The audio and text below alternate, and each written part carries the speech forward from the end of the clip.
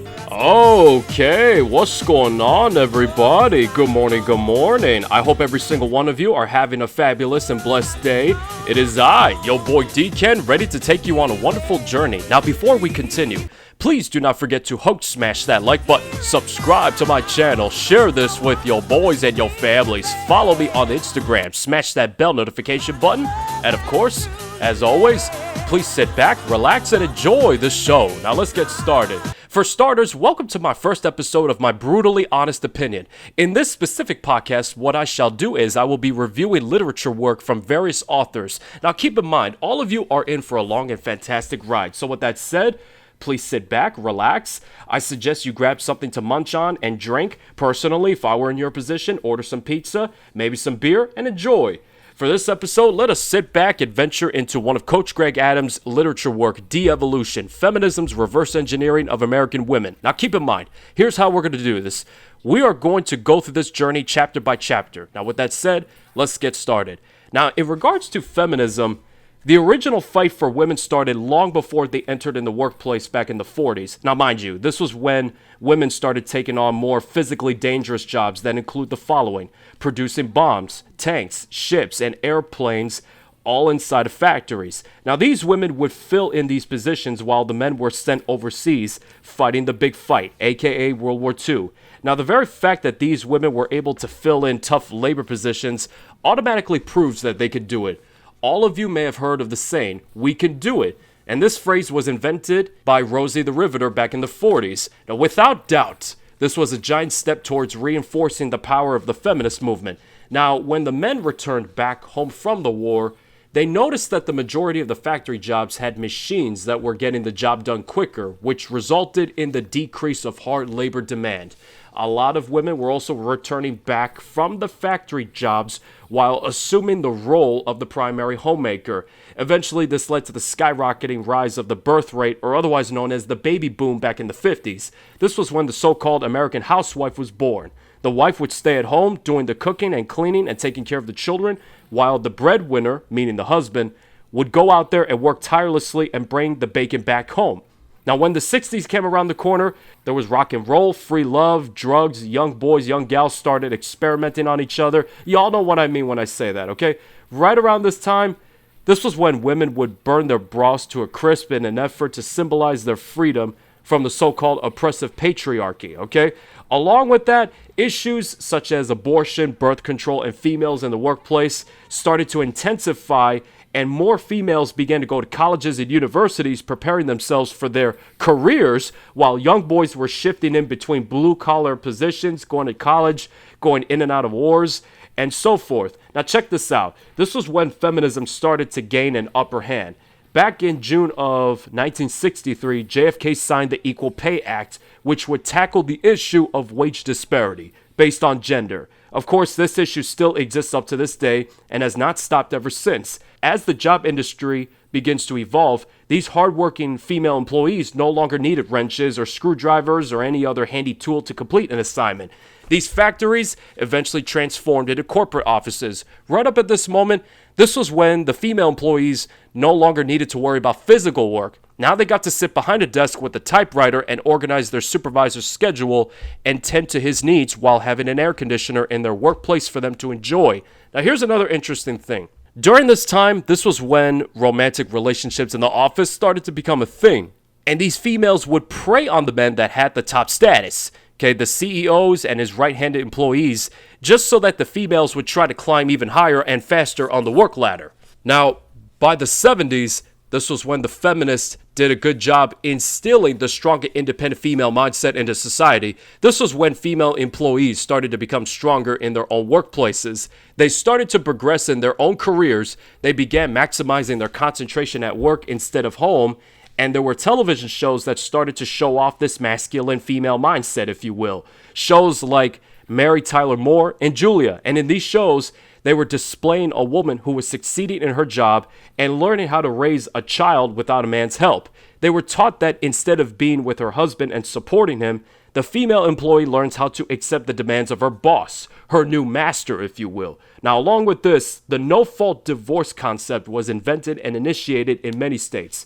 This was where a wife can leave her husband without providing any kind of excuse. Nowadays, females file for 8 out of every 10 divorce cases here in the US, and in the 40 years since no-fault divorce became a part of the system, women receive full custody at an 83% rate, and 93% of the child support recipients are females. Also, let's not forget that the legislature put forth an effort the Equal Rights Amendment back in 1972, Title IX, the Equal Employment Opportunities Act, which focused on affirmative action, and let's not forget the famous Roe versus Wade back in 1973, which allowed women to have abortions without restrictions from the government. This was also when the "I don't need no man" concept was made. The females began to show off this mindset in the movies and the TV shows to the point where it became a creed, or an anthem, if you will. As time progressed, this got worse. I am certain that almost all of you have seen these daytime talk shows like Oprah Winfrey, especially The Real. These shows would portray the husbands of marriages trying to be controlling and insecure towards their wives. Divorce rates began to climb high.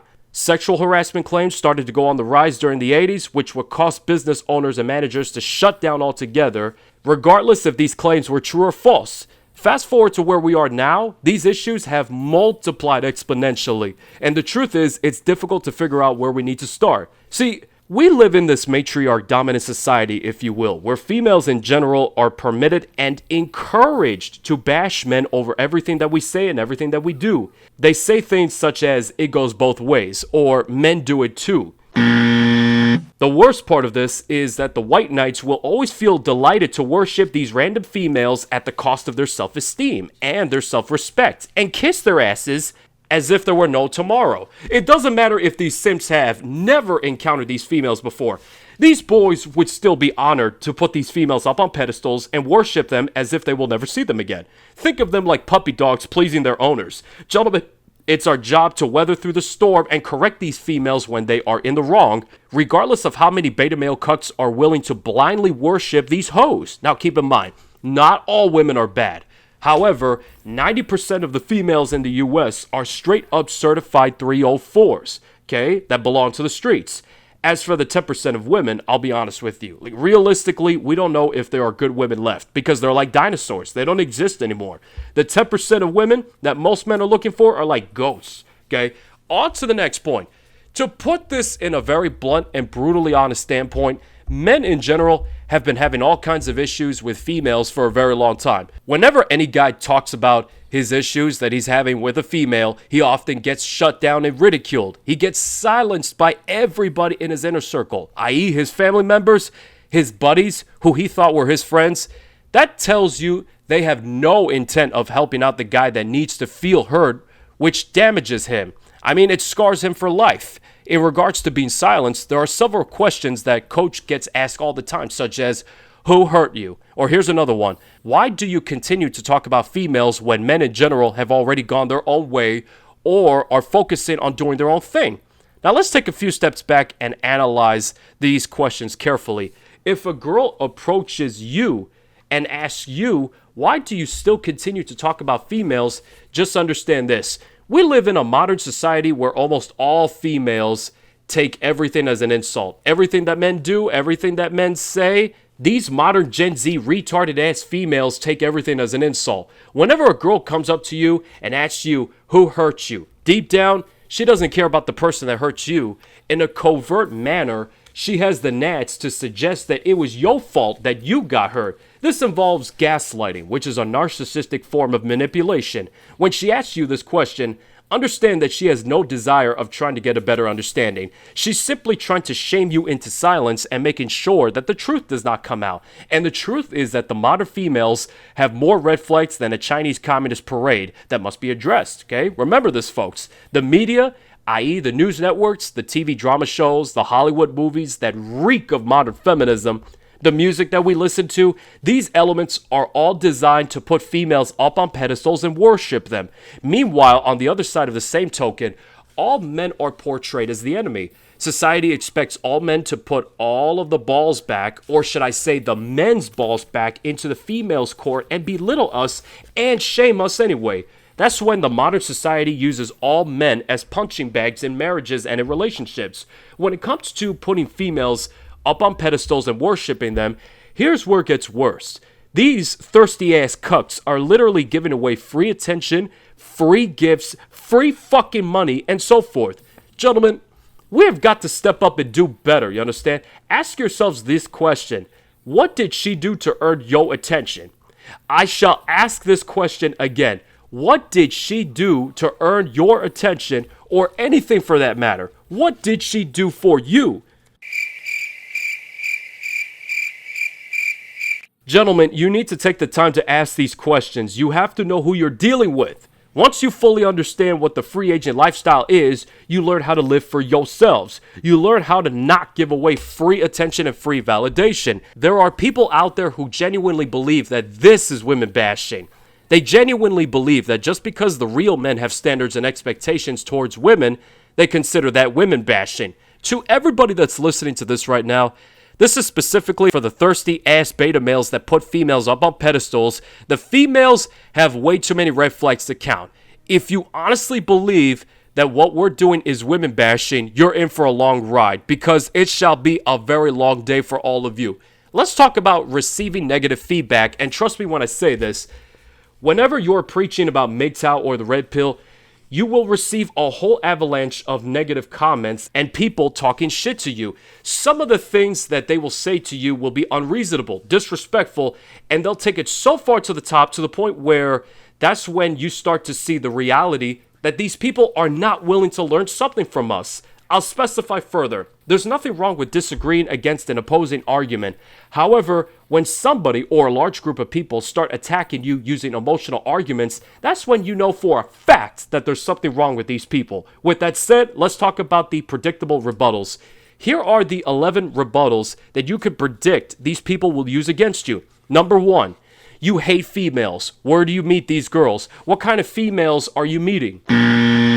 Understand this, folks. It doesn't matter where you meet a girl for the most part. You can meet any girl at any given location and at any given moment. It doesn't matter where and when. Using this context, most females that you come across nowadays will have a hostile attitude towards you, regardless of where you are. I'm speaking with personal experience.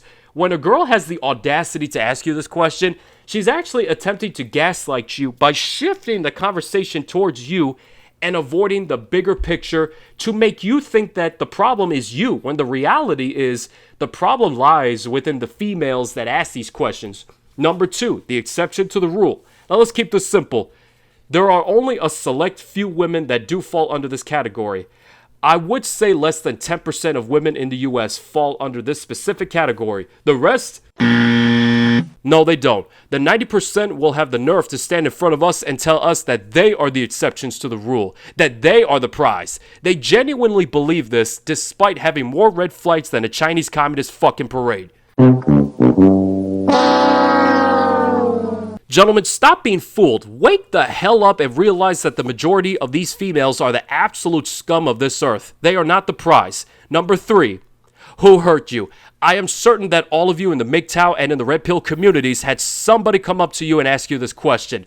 Gentlemen, understand this. Regardless of who it is, when someone asks you this question, it has narcissism all over the damn question. It's the person's attempt to gaslight you by deflecting the conversation directly back at you, to make you look like the suspect, to make you look like you're the enemy. Deep down, that person doesn't care who hurts you. They have no sympathy for you. That person is actually attacking you in a very discreet and covert manner. Be prepared to fire back and defend yourselves properly when someone has the audacity to ask you this question. Number 4, you're just bitter. Folks, keep this in mind. When a thirsty-ass beta loser, or female for this matter, says this to you, you're bitter, that's a direct attack to your masculinity, and that is a direct attack to your intelligence. Let me put it this way. We live in a world where nice guys will always finish last, bad boys finish first, 60% of marriages under 8 years end in divorce, and most of these females are college-educated individuals. And these females had the audacity to accuse us of being bitter.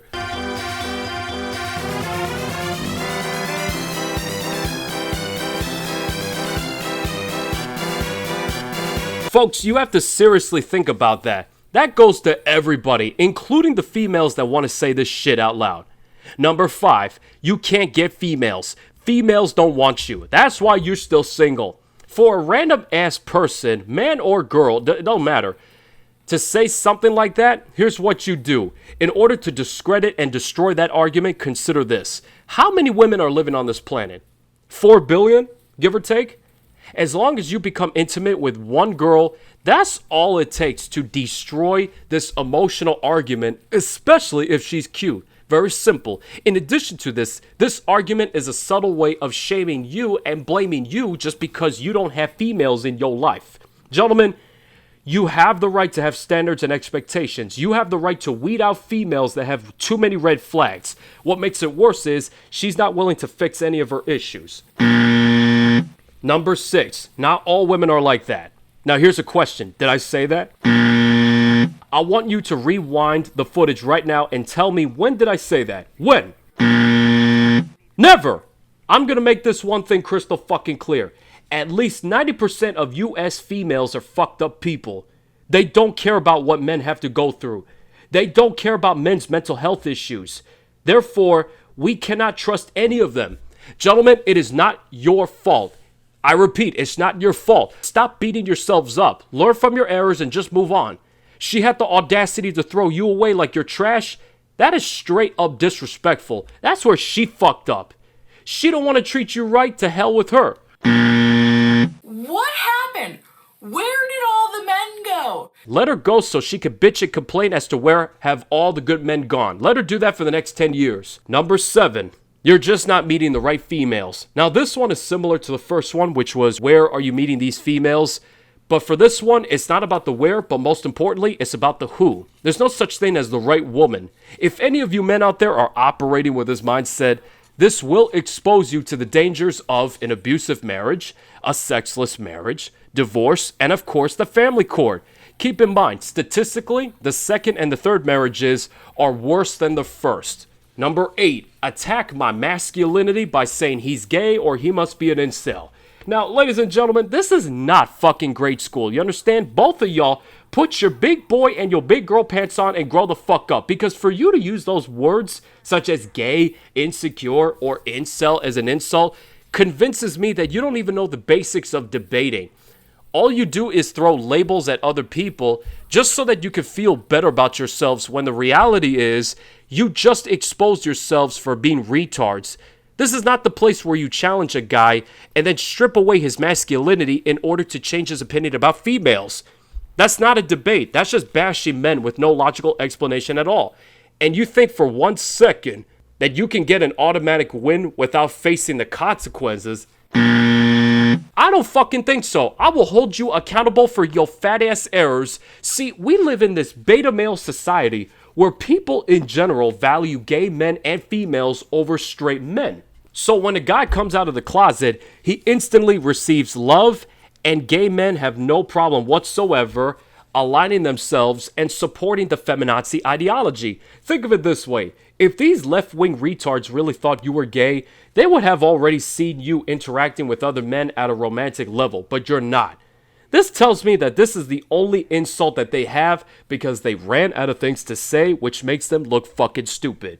Number 9, gaslighting. You're crazy. Now, gaslighting is considered to be a manipulation tactic related to narcissism. This tactic is designed to make the victim spiral out of control by sending him or her around in circles and make him or her question his or her own sanity. Trust me when I say this. This will take a toll on your mental health. This tactic is built in a way where the victim is misdirected from the primary discussion. By doing this, it changes the topic of the discussion and it destroys the slim possibility of the issue getting resolved. This makes the perpetrator feel better because he has no intent of taking ownership of his or her own errors. Number 10, red herring, straw man fallacy. Now, the red herring is where the perpetrator tries to misdirect the argument to another argument. It's similar to number 9, but there's more to it.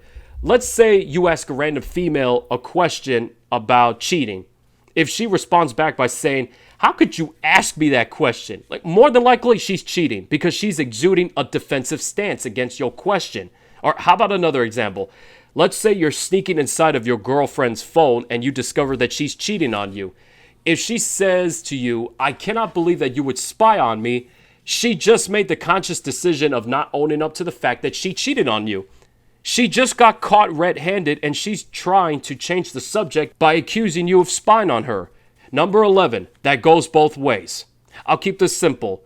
All females get praise for everything that they say and everything that they do. But when men start correcting females for things they're doing wrong, they start putting the spotlight back on men and say, men do it too. Well, what they really mean is, I don't want to take any ownership of my fuck-ups, so I'll just put the blame back on men in order to avoid the situation entirely. Listen, we're talking about this from the male perspective. If y'all females cannot handle that, you need to go someplace else. You know why almost all situations are absolutely one-sided? Because y'all females feel that you are entitled to all of the benefits without the responsibilities. Here's one example using number 11. How about we acknowledge the fact that females are the recipients of over 80% of child support cases and over 90% of alimony cases? How about we acknowledge that? Ladies and gents, the female argument, it goes both ways, most certainly does not apply to this situation, okay? Let's use another example. Females don't have to pay shit in order to enter nightclubs, private events, private bars that require exclusive memberships, and so forth. You cannot use the emotional argument, it goes both ways, because men must pay in order to get in. Men have to pay for everything. Females do not. Now let's move on to the feminism scoreboard, if you will. Let's talk about statistics, and I guarantee you this, these statistics that I'm about to share with you was put together by CGA, and I promise you this, these numbers will open your eyes. So listen carefully, here we go. Over 60 million abortions have occurred since 1973. 68% of U.S. student loan debt belongs to females. 45% of females between the ages of 25 to 44 work full-time. Women are responsible for 73% of consumer spending in the U.S. 66% of females carry credit card debt. 77% of black children are born to unwed mothers. 45% of American children are born to unwed mothers. Over half of all marriages in the U.S. will end in divorce. 67% of the marriages that end in divorce lasted 8 years or less. 80% of divorces are initiated by females. 1 in 4 females take mental health medication. 52% of American females are single. The U.S. birth rate has declined for 4 consecutive years. 93% of alimony is paid from men to females. 83% of females receive primary custody of children. 83% of child support is paid by men to females. 72% of inmates in state prison were raised by single mothers. Ladies and gents, I count 17 different statistics that I just read to you. And I understand that this is a lot to take in, but we need to discuss about this, and here's why. For starters, the feminazis love stats that make themselves look good, while at the same time, they love stats that make men look bad. So for obvious reasons, it becomes a gender war. You don't need to be a rocket scientist to realize that women in general make 77 cents compared to a man's dollar. Stats like that, they stick out like a sore thumb. But this specific one is not a win for the feminists, which leads to my next point. When you present any kind of statistic to the feminists that point out the flaws about females, they choose not to acknowledge that. Instead, they deflect it back to us. Their very first response is to blame men for everything for their own shortcomings. Because of the simple fact that modern feminazism took a big giant shit on this beta male society, it brought amongst us a whole chain reaction full of problems. By doing that, all sorts of consequences came to play. Men going their own way is just one of the many effects that came to play. Quite frankly, to put this very bluntly, the feminist movement has become one of the biggest hemorrhoids of the entire country, let alone the whole world. The feminazis are all about controlling men's masculinity and then stripping away men's masculinity in order to chastise and castrate men, making them weaker. The feminists simply enjoy bashing the patriarchy on a daily basis and shaming men for everything that we say and do. So in order to stay in power, they need power sources such as colleges, universities, the corporations, the media, top celebrities pushing this misandry propaganda, if you will. politicians, lobbyist groups, and most importantly, compliant men. See, the main point is that modern feminazism has lied to everybody. This includes both men and females. This ideology has hardwired, programmed, and conditioned females that they don't need a man for anything. They're strong and independent. They can get their own money. Folks, you need to understand this. All of these concepts are delusions. They are all false, and here's where it gets even worse. After believing all of these fantasies that end up single, miserable, and alone, she will be stuck with a career. So I could focus on my career. She will be stuck in her own home without a man. She'll be stuck in her own condo with cats and dogs sprinting from one side of her apartment complex to the other side with boxed wine and chocolate sitting on that cold kitchen counter. By all means, let these females rot, okay? They chose to go down this road.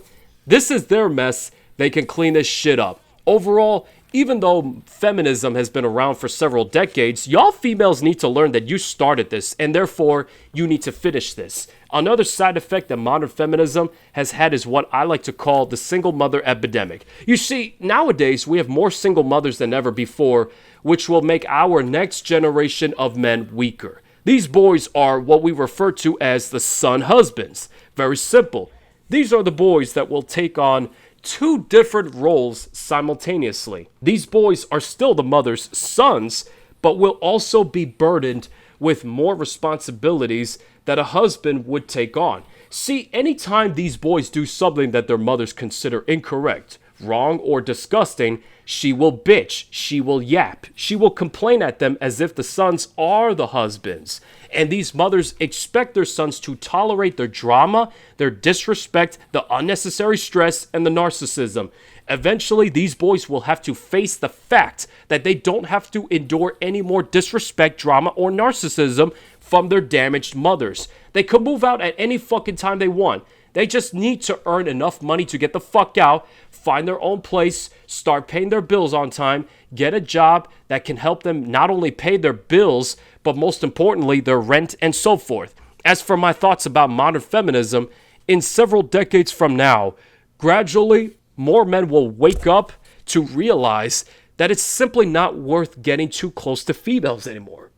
I will use myself as an example of moving out from your parents' household, okay? Take me for instance. Years ago, before the COVID era, when I was living in New York City, I was super lazy and complacent. I was definitely one of those son husbands being raised by a single mother, okay? My parents separated from each other and I would take turns to see my dad and my mom. So keep in mind, they both had their own places. After they separated, my dad was able to find a place of his own. Most of the time, I lived with my mom, so she did her damn best to dictate what the rules were.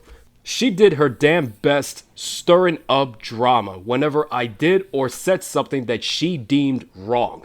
We used to butt heads all the time, and while I was living with her, I was one of those kids that did not have a purpose or any goal left in mind until one day I decided to enlist with the Marine Corps. Now, after I finished college, I went straight to a recruiting station and I signed up and I left everything behind to pursue big goals.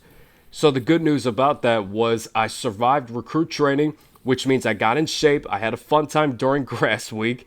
I had fun shooting during table 1, table 2. I learned a lot. However, 13 months in, I ended up getting separated from the Marine Corps because I sustained injuries that prevented me from continuing. And I gained so much weight, I basically looked like a pregnant woman that was ready to shit out a baby, okay? That's how morbidly obese I was. After signing all of my paperwork, my separation became official on December of 2019. They gave me a bus ride home from the West Coast to the East Coast. They couldn't fly me there because from what I remember, I needed 2 forms of IDs. I couldn't find the second ID that I had with me, so they were able to make an exception for me. So what happened was I got a bus ride home. Okay, it was a 3-day bus ride and I got to meet a lot of cool people. So I get home to Port Authority, New York City. My dad picks me up and he brings me back to his place. Now, at first, it took so much strength to look at myself in the mirror and say to myself, okay, from now on, I will take full ownership of what I need to do. I will repair all of my wounds. I will work the fuck out on a frequent basis. I will work on improving myself until the day that I die. So that's exactly what I did. I started working on strengthening my body again, as if I was a recruit. I started building and growing my YouTube channel. And after applying for VA healthcare, I started getting assistance from the VA. Remember, I sustained injuries during service. So the VA started compensating me due to all of the disabilities that I have, okay? So given all of these factors, I started saving up every single dollar that came into my account, and I did not spend a single dollar on these hoes that were walking up and down the streets, okay? Then the next year, specifically on the first day of March 2021, I left New York City for good, permanently. So I came here to California to start a new life for myself because I miss it here. And so far, I've been living in Cali for a year and a half, and life has been treating me better than I anticipated. So that concludes my example of moving out of your parents' household. And I understand that may have been a lot to take in, but remember this. I'm saying this because this is for the boys, not for the men, but for the boys that are still living in their parents' households. This is for the boys that keep acting complacent, that keep acting lazy. They rely on their mommy and daddy for everything and vice versa. Start earning, start saving, and prepare yourselves for the next step. Moving out of your parents' households. Start focusing on what you want to do in life. Start building yourselves up. Now that I got that out of my chest, let's move on to the marriage wheel. Now, allow me to put this up on the screen. Now, some of you are probably thinking that we're going to play one of those games that you see on The Price is Right or Family Feud. Well, actually, no. No, we're not going to do that. At least not today.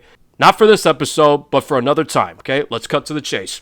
Modern feminism has had a very devastating impact towards families, okay? To specify further, less people nowadays choose to get married. And as for the females that have fiancés, typically they just want a wedding and that's it. This means that they don't want a marriage. They're completely focused on the wedding day, and then after that day, everything that happens is irrelevant to her. Remember what CGA said. Each and every single one of these females want to be brides, but they do not wish to be wives to their husbands. It's as if you're checking in and then checking out of a motel at the same time, at the same day. These females are not in it for the long run. Now, with that said, let's start with the first stage of the marriage wheel, okay? The first stage would be the connection phase. Typically, this is during the first 2 years of the marriage. Some people would refer to this as the honeymoon phase. This is where the newly wedded couple took the time to meet each other's families. They vetted each other out. The engagement ring is already bought. The wedding ceremony, the license, the planners, the photographers, the florists, the church, the dresses, the tuxedos, the groomsmen, the bridesmaids, everything. Don't forget, just because the guy chose to marry her, it doesn't mean that he's married to her only. This means that he shall marry the state. Remember, the state makes all of the laws in regards to alimony, child support, divorce, restraining orders, custody battles, and so forth. Once you're married to her, you shall also be married to the state. You are locked in and your fate has been sealed. They will make you sign tons of paperwork, okay? Keep that in mind. Now, moving on to the second phase, the investment stage. This takes place typically between the second and the fifth year of the marriage. Around this time, this is where the woman and the man would start investing. That's the key word. She will begin to invest in the marriage by having children. Meanwhile, the man will start investing by buying a house. The house will be their sanctuary where the family can build memories. Okay, don't forget. You also have hospital bills, insurance, sending your children to public schools or private schools. In addition to this, family trips, vacations are more expenses to deal with. The main point is the whole family will start to create an experience together, and that will show using family photos. Now keep in mind, if both parents are working, which some people refer to that as the two-income trap, who's going to watch over their children? That's just one of the many problems that will arise later on. Moving on to the third phase, the bait and switch phase. Now this occurs typically between the 5th and the 12th year. This is where the marriage starts to fall apart. This is where the wife decides to show her true colors. There's a saying by Albert Einstein that goes like this: women marry men hoping they will change, and men marry women hoping they will not. So each is inevitably disappointed. the wife starts changing the rules of the game. Because deep down, she knows that her husband has invested so much into her, financially, emotionally, and more. So she will use that in order to take advantage of him. As soon as he starts showing any ounce of resistance, she will try to bash him about that. She'll start raising the stakes by finding a way or devising a plan to take the house, take time away from his children, engagement rings, family trips, and vacations. She could take all these things away if he shows any ounce of resistance against her own terms, or should I say her new rules, if you will. Now, it's possible that one of her friends in her circle is a feminist and has introduced her to the man-bashing faction, so she starts changing into one of them. She learns about what? Learning how to be strong and independent. She don't have to do shit for her husband. She doesn't have to cook. She don't have to clean. She'll start to get pissed off because she cannot hoe it up like she used to in her younger years. She cannot twerk or shake that ass anymore.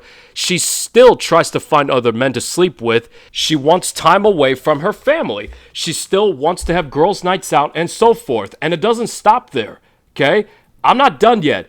This is also the part where she starts to butcher her hair, cut it short, wear baggy clothes. She starts putting on a lot of weight. She has a scowl on her face. She changes her hair color. She keeps in contact with male friends or old flames, like things of this nature. In addition to this, she'll do other things such as tell her husband to give up his favorite hobbies, one of them being spending time with his buddies at the local sports bar, okay? Stuff like that. So deep down, she knows that her sexual marketplace value is decreasing drastically because she is not as hot as she used to be. The butcher-upped hair, the turkey neck, the crow's feet, all that starts kicking in. Now, I'm still not done yet. Maybe she's going through postpartum depression. Maybe she has bipolar, self-esteem issues. She doesn't want him to advance any further in his career, sabotaging his success of getting promoted, starting a new business, getting a fucking life insurance policy on him, bumping up that policy. She will do anything to make sure that he stays just as miserable as she is,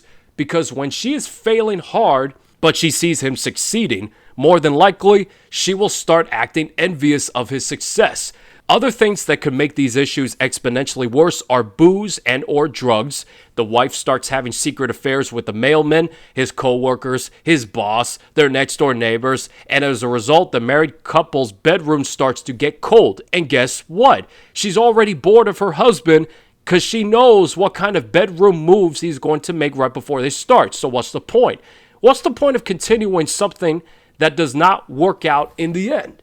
Moving on to the fourth phase of the marriage, the detachment phase. Ladies and gentlemen, this is where the downfall begins, okay? Listen up. This is also known as the divorce grape stage. This is when the husband finds out about all of the back-end terms and conditions behind the marriage contract. CGA has argued that over 70% of marriages will reach this phase. This phase can occur between the 5th and the 18th year. The husband starts learning about other terms and conditions that were on the back side of the contract that he agreed to but never knew about in the first place.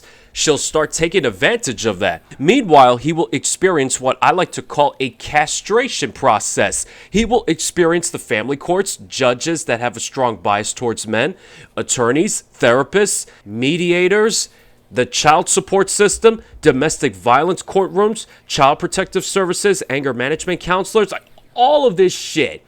This is where the wife's feminist side starts to come out. In regards to child custody battles, the husband's objective is to earn permanent custody of his children, but nowadays it's difficult because usually the family courts would be so blind, they would have the balls to grant the female permanent custody, and when that happens, all she cares about is getting child support from the man and not allowing him to spend time with his children. She doesn't grant him visitation rights. This is how modern wives operate nowadays, and the courts are straight up corrupted. They don't care about the fathers. On top of that, she is ready to give up her career so I could focus focus on my career and is now ready to be a stay-at-home mom. She's ready to give up her girls' nights out to focus on her children. Now she needs to be able to afford this lifestyle. With that said, she will either need to pay using all of the money she gathered from her so-called career, so I could focus on my career, or she will get child support from her ex-husband.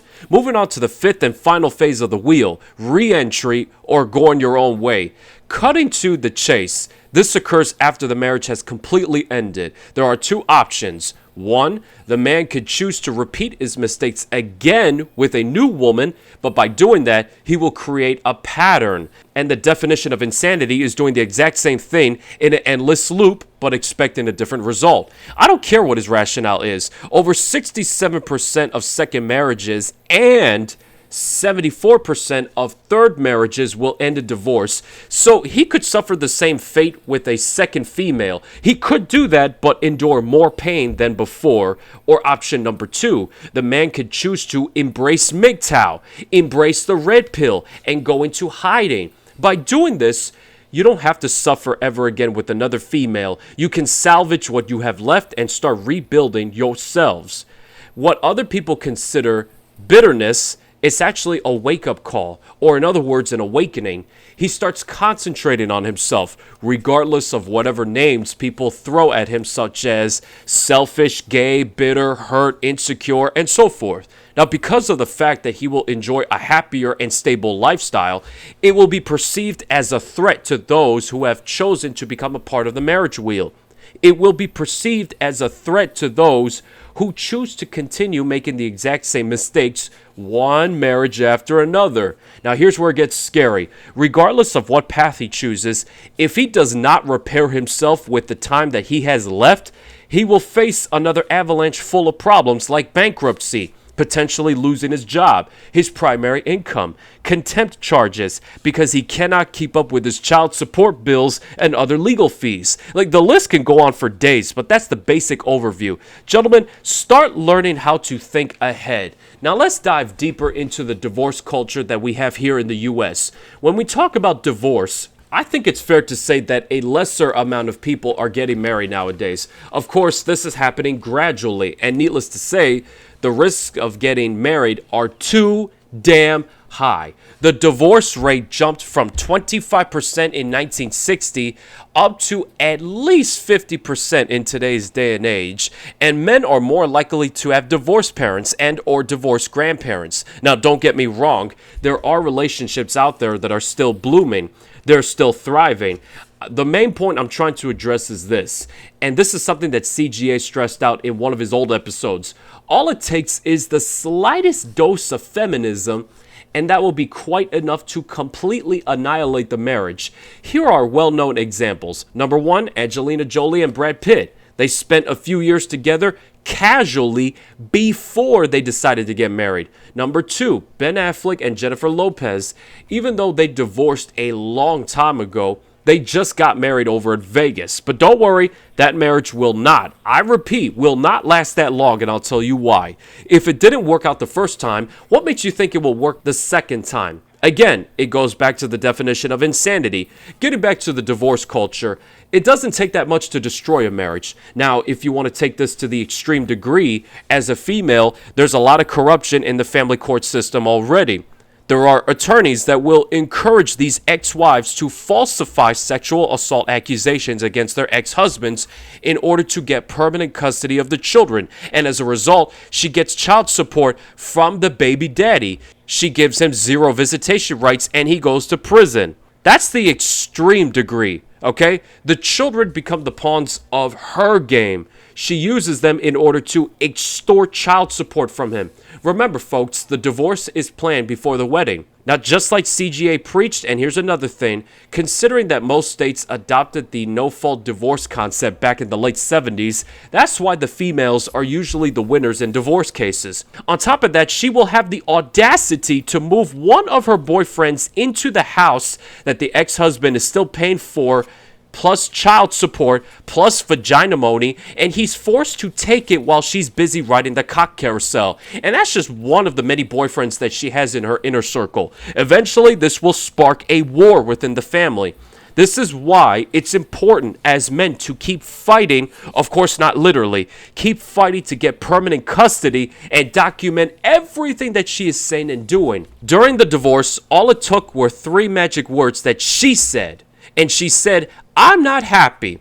Now, when she spits out those 3 magic words, we all know right away that she's going to start looking into her beta male orbit, her friend zone, her Chad and Brad circle, and she will select her replacement. Remember, gentlemen, it is not your job to make her happy. So stop taking and accepting faults that you didn't even cause in the first place. She accuses you of being controlling and insecure for not allowing her to have girls' nights out or for not allowing her to have beta male orbiters in her circle. Stop making these hoes happy, because when you look to somebody else for happiness, that means that you have grown an attachment onto that person.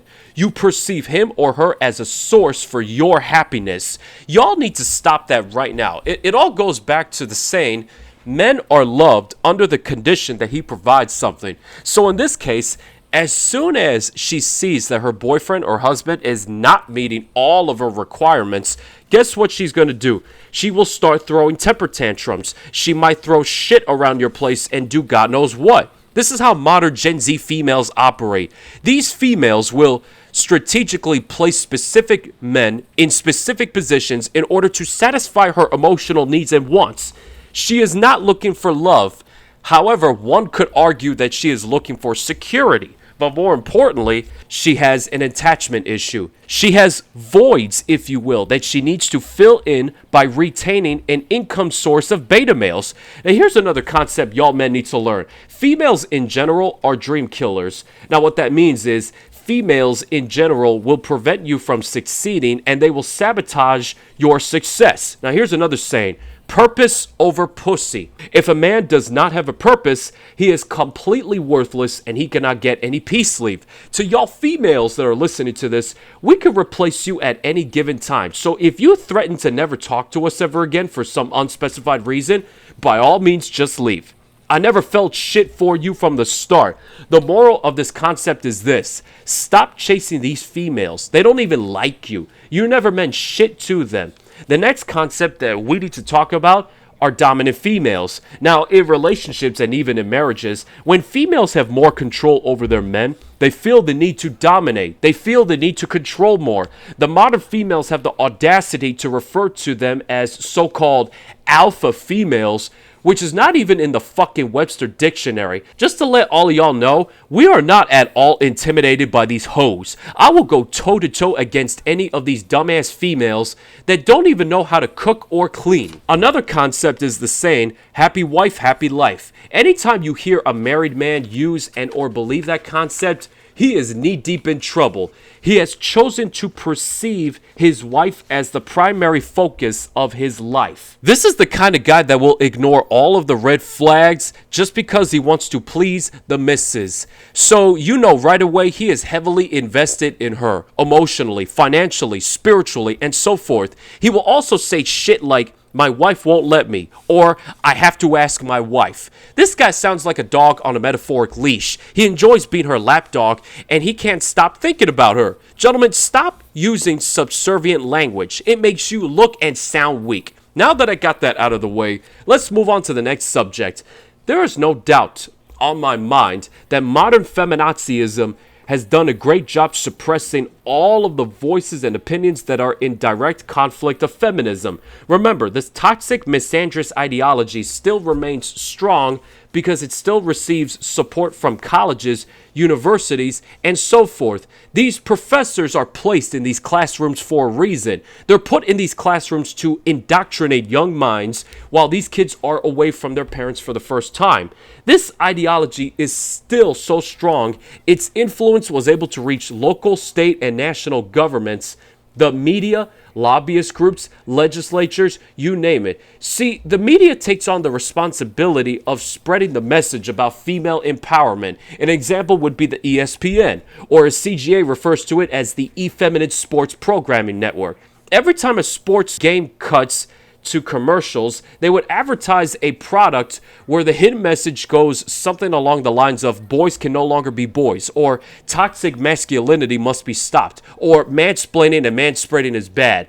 When they do that, they start losing subscribers. This sports network was supposed to be a free space for men, but because modern feminism has infiltrated and assimilated ESPN, it's no longer a sports network for men. Their commercials are designed to shame and bash men. Here's another example. A commercial that portrays men as initiators of domestic violence. The reality is men are victims of domestic violence almost as equally as females, which also tells you that the ESPN chooses not to spend any time putting up commercials that highlight men's issues and how we can all come up with solutions. The folks that are too busy pushing man-bashing commercials, they're focusing on making the females the primary focus of their propaganda and disregarding men's issues at the same time. Here's another example, the Gillette commercial where they advertised about toxic masculinity. The commercial also spread the message saying that it's okay for men to be soft, it's okay to be in your fat ass emotions, and it's okay to cry. As soon as you do that, all females will destroy you. Like a matter of fact, everybody will destroy you. By the way, months after releasing that commercial, Gillette decided to burn their bridge down with the social justice warriors and crawl back to men. But by the time they came back, it was too late because men were boycotting the fuck out of this company. These are consequences that will arise when big corporations choose to blindly adopt modern feminazism. After some time, men finally stood up for what's right. Of course, this does not mean the war is over. Let's not forget, these companies that support modern feminism have primarily female employees and female employers, along with some compliant beta males who will not hesitate to keep pushing messages as the future is female. Even Netflix made the same mistake by showcasing videos with left-wing agendas that the subscribers never asked for. The difference between Gillette and Netflix is that at least Gillette grew a mind of their own. They woke up and realized that what they did was wrong. Netflix, on the other hand, failed to acknowledge their errors, which shows that they don't care. Here are my main points. Stop following these modern feminist leading companies. Let them destroy themselves and embarrass themselves. Keep boycotting the fuck out of these companies and stop purchasing their products. Gentlemen, we have a right to decide what goes in and out of our wallets. This propaganda machine will find other covert ways to control the narrative, but we must continue to hold the line. Overall, modern feminism has a whole list of negative side effects towards the people that blindly believe in this beta female ideology. Back during the 70s and the 80s, that was when feminism started to grow stronger and buried the seeds, if you will. Later on, the TV show Sex and the City was created in '98 and went on until 2004. It told the story of this girl named Carrie who lived in Manhattan along with 30-something friends of hers. More to the point, it was about these females keeping themselves busy riding the cock carousel while their biological clocks were ticking. So this show displayed the following messages: female empowerment, strength and independence, we don't need a man for anything, and so forth. You also had The Bachelor that added on to this charade of female empowerment. Because of these shows, it changed the women's perception on relationships and marriages. They chose to devote their time maintaining their independence and freedom while putting relationships and marriages in their back pockets. Nightclubbing and getting drunk, collecting numbers from potential suitors at various bars, spreading their legs for the Chads, the Brads, the Tyrones, the Julios, and the Hectors, and the Enriques, like all of these boys, okay? A little more about this show. The main character, Carrie, started to grow feelings for a college professor, Mr. Big, who was 2 decades older than her. He had status, he had money, but he wasn't emotionally available for her. Now, this began to serve as a shining example for the female audience because it taught all females that as long as you have the best looks, she can have whatever she wants. She can have her own career, chasing men who can provide for her without asking for anything in return. She can travel to wherever the fuck she wants to go and still keep her Manhattan apartment without paying a single dollar because at least one of her sugar daddies will come in and pay her rent.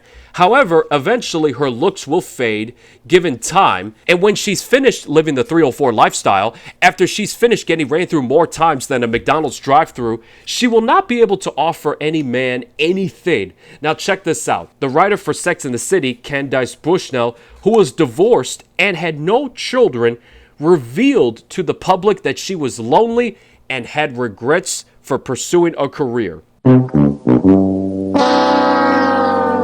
So after revealing this information, I think there's a slight chance that this is the moment where women will start to become wiser and start making better decisions. Maybe they will learn about what they did after drinking the feminist juice. In this day and age where modern females have unreasonable standards and expectations, disrespectful attitudes, unhealthy relationships or marriages, college campuses adopting feminism generally speaking, men are getting it way harder than ever before. It's simply not worth being around females, all right? Think about it. Numerous workplaces have become so toxic, any female can falsely accuse any man of sexual assault/harassment, and that's an automatic win, because both modern feminism and Me Too have conditioned modern females to act this way. Even in college campuses and in the dorms, all male students run the risk of getting accused, and these campuses are under the control of social justice warriors and the feminists.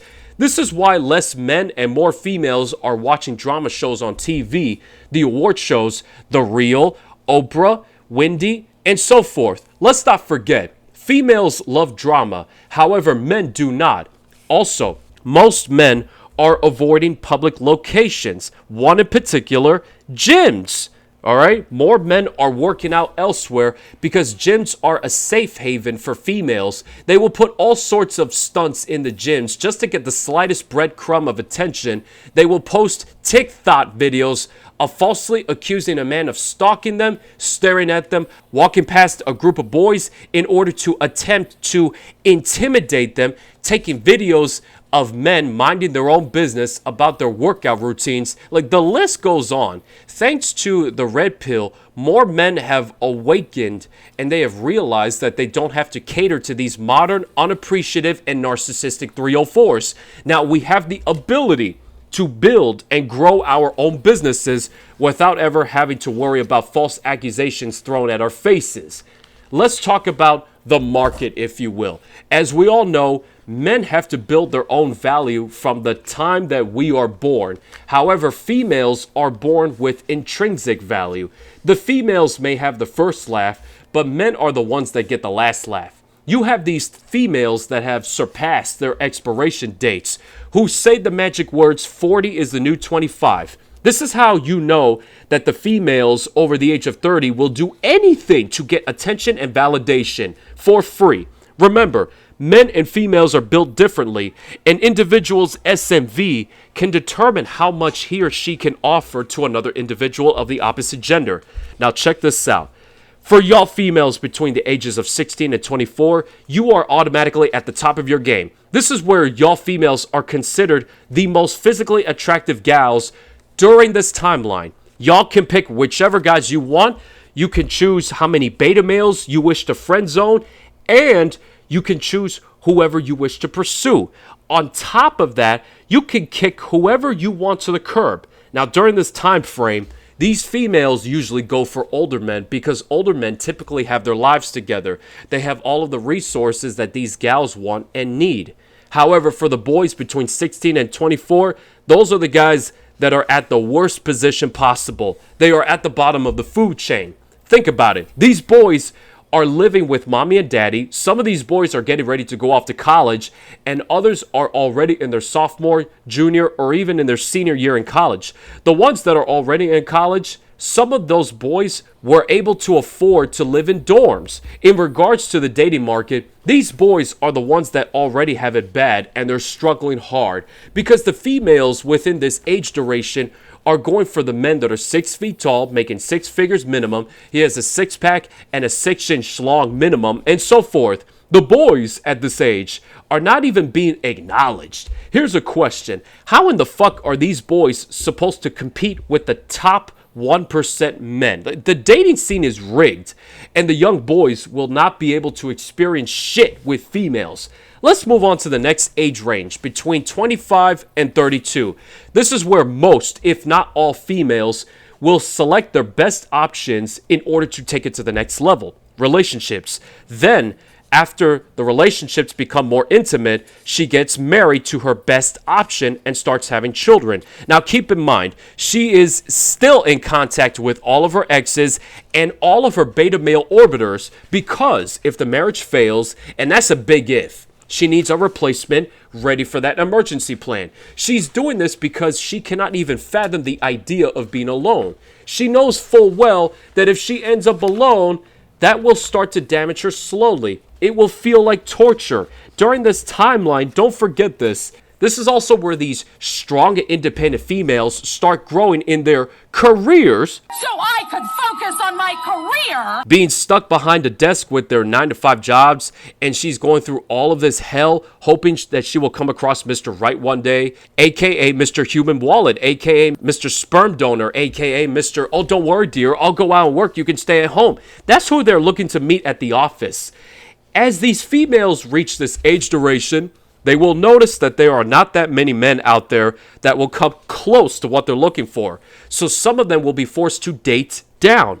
This leads to my next point. No matter how much time they spend on Tinder, Bumble, and all of these platforms, they need to learn how to accept the fact that Mr. Right is a fairy tale and that he doesn't exist in real life. Therefore, this has a negative impact towards a female's ability to lock down a man long term, because of the obvious fact that they have more mileage than a 1984 Toyota Corolla.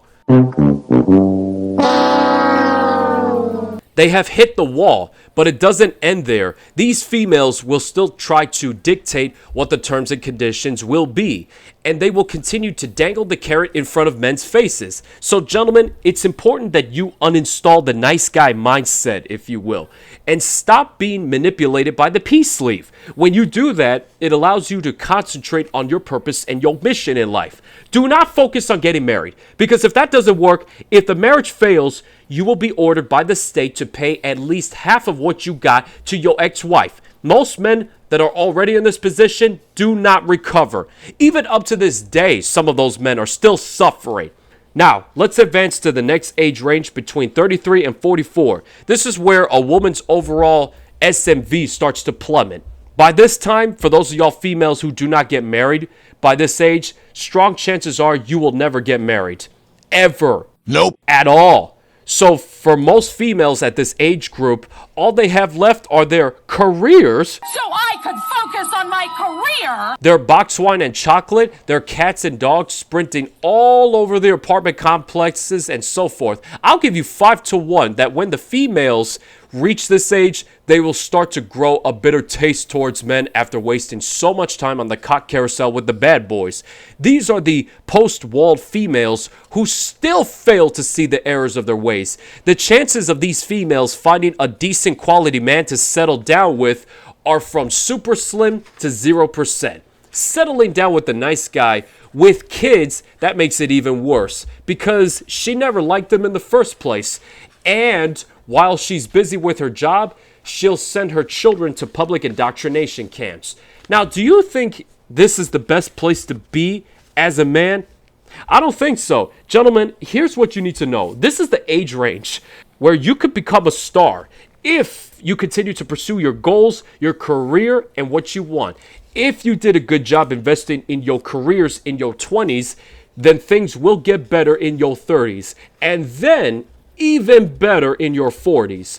Younger girls will start pursuing you.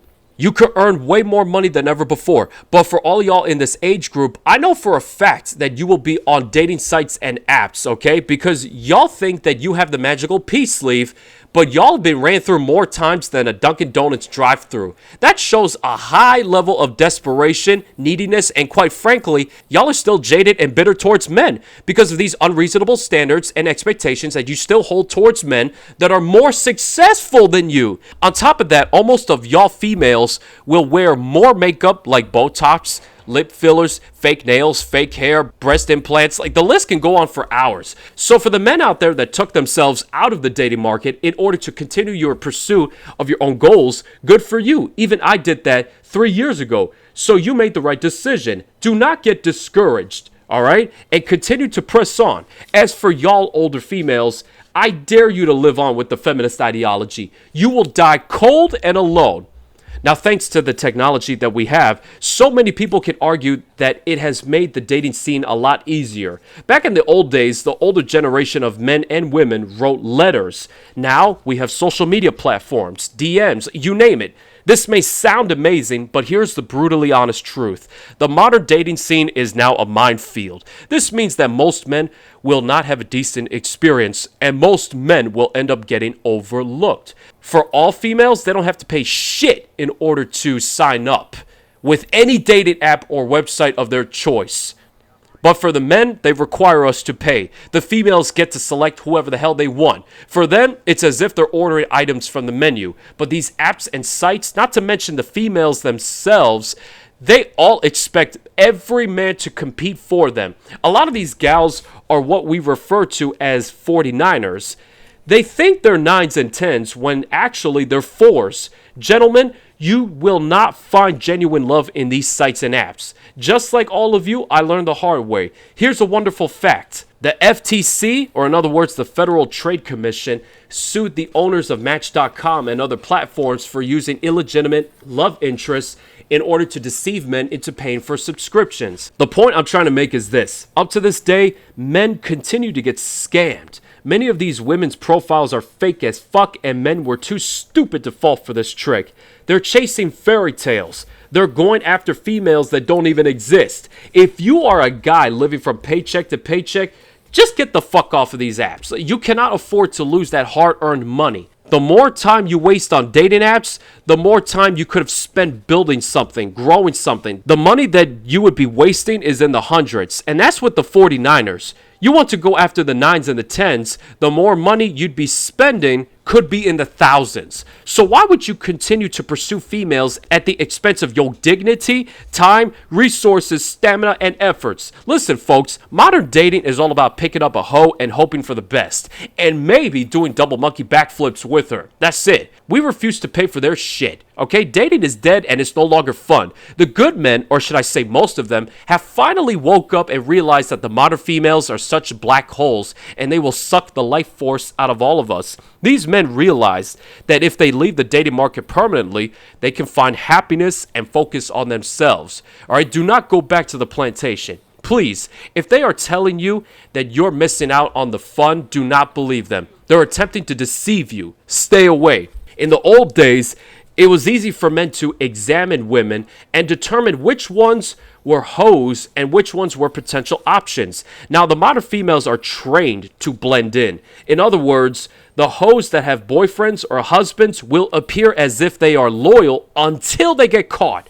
On top of that, here's the irony. Generally speaking, while females are busy going out in the streets dressing like hoes and acting like hoes, the next moment, they turn around and play the victim card while at the same time throwing false accusations at guys for being a so-called creep or sexual harassment or sexual assault. Or how about this? Gentlemen, we all went through this specific scenario where we encountered a female who wore a low-cut top that allowed her to showcase her cleavage. Then when we glanced at her tits, she said, "Hey, my eyes are up here." Well, you know what? You're the one who chose to show off your tits, baby, so stop bashing at me for acknowledging that. These are the same females that come up with concepts such as no slut shaming, if females have the right to wear whatever the fuck they want, her body, her choice. The females that come up with these liberal arguments are the same people that chose not to take accountability for their hoe-ass actions. Here's another example. Another liberal argument would be teach your sons not to grape.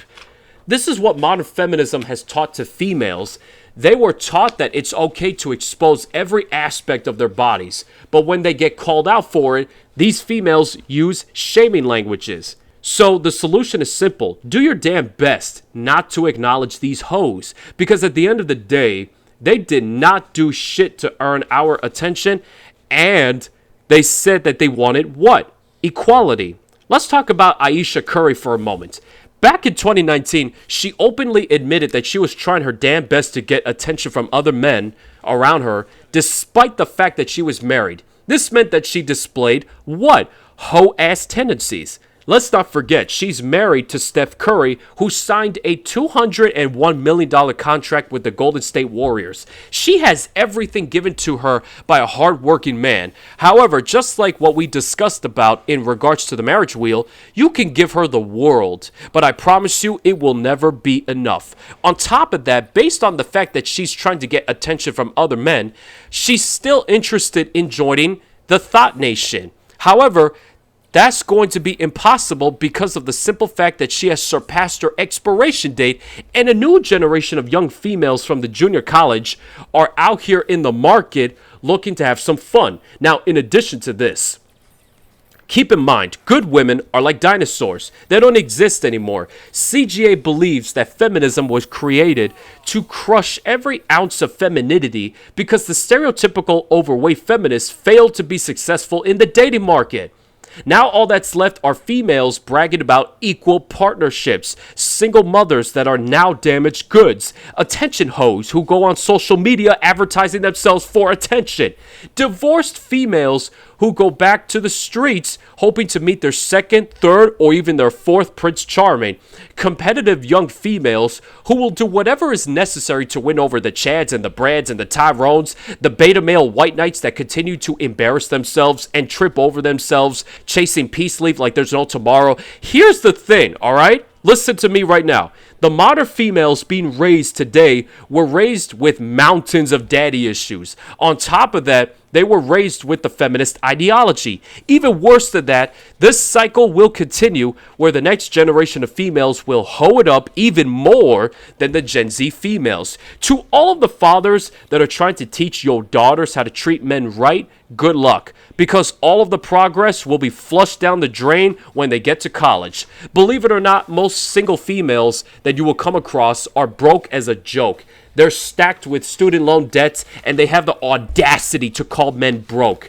As men, we work longer hours than females, which explains why females make 77 cents compared to a man's dollar. And y'all females have the nerve to call us broke. Even up to this day, where we are still in the COVID era, a bunch, if not most, of US females are still living with their parents, and they're accusing us of being broke. No, I don't think so. I think this is a major L for the feminazis, and they expect successful men to pay off their debts when these females bring up the marriage talk. These females become the predators and they prey on men who have money. But now, more men have woken up and quit pursuing relationships and marriages, which leaves these females vulnerable to their own debt. Here's another fun fact. There was an article that was featured on Yahoo Lifestyle, and in that article, it was said that lots of elementary and secondary school teachers were on seek arrangement and sugar daddy websites in order to get a second income. Of course, lots of emotional females gave negative comments to the article, trying to deny it. For those of y'all females trying to play both sides of the fence, I find that to be unacceptable. Like, these females brag about going to college at higher rates than men, but choose majors that end up not supporting these females financially. Then you end up with a job that gives you a small salary, and now you want to pursue men that have way more money than you, which is fucking retarded at the extreme degree. Check this out. If y'all females are listening to this, when you get ran through more times than a McDonald's drive-thru, you are no longer considered relationship material, let alone marriage material. You're done, all right? Gentlemen, do not get too close to these hoes. They will always be single by nature. That's how female nature works. They monkey branch from man to man to man to man and so forth. They say they're strong and independent and I don't need a man. But all of these things are straight up false. These are lies. Folks, do not believe them. Here's the cold and harsh truth. Beta males have been celebrated for such a long time because of the simple facts that they are compliant, they stay in the friend zone like good little doggies, and they do as they're told by these hoes. For those of you that can think for yourselves, you'd already know that modern feminazism is the #1 cancer and the biggest hemorrhoid of all mankind. It has more negative impacts than positive outcomes. At this point, regardless of what wave you want to talk about, if you support feminism, you will fail. You can use whatever emotional argument you want, but there will be at least one statistic that will crush your argument. Gentlemen, never sacrifice your masculinity, your dignity, or your self-respect to please these females. They unleashed this gender war towards boys, forced us to apologize for being boys, and now this is our chance to strike back. Now's our time because they started this shit. Now they have to face the consequences. For the single mothers who are raising your sons to be pussies, you have no right to strip their masculinity away. You have no right to shame him based on his gender. We must revive the masculinity that was lost because we will no longer stay quiet. We will no longer agree with these feminazis. We will no longer succumb to these mediocre hoes. We've already quit. We've already checked out of the dating scene, and I did this 3 years ago, and my life has been going superb ever since. Nowadays, there's no such thing as a healthy relationship or a healthy marriage. As a female, if you honestly think that men are attracted to strong, independent, career-driven females, I will not feel sorry for you when you end up alone, single, and miserable. To y'all females, you are not the tables. You are not even the prize. You don't mean anything to me. If any of you wish to follow feminazism, good luck. We will go our separate ways. Just keep this in mind. The future will always be male. And it will stay like that forever. Ladies and gentlemen, that concludes my take on de-evolution, feminism's reverse engineering of American females. Now, I understand that all of this was a lot to take in. However, these are talks that we all must have. Regardless if you are a woman, man, boy, girl, transgender, it doesn't matter. We must have these conversations on a frequent basis in order to educate one another. And only educate those that want to be here in the Red Pill and in the MGTOW communities. Only help out those that want to learn how to do better. As for the other people that continue to bash and silence us, they could die for all I care. I don't care what happens to them. I care about the people that can learn many things from us. As for the people that took the time to click on this video and remained here from start to finish, I would like to thank each and every single one of you because it means the world to me, okay? Thank you for your time. So, folks, that concludes our first episode of my brutally honest opinion. So, thank you very much for watching. Do not forget to smash that like button, subscribe to my channel, share this with your boys, your buddies, your families, and everybody that you know. Follow me on Instagram, smash that bell notification button, and y'all have a wonderful and blessed day. Peace out.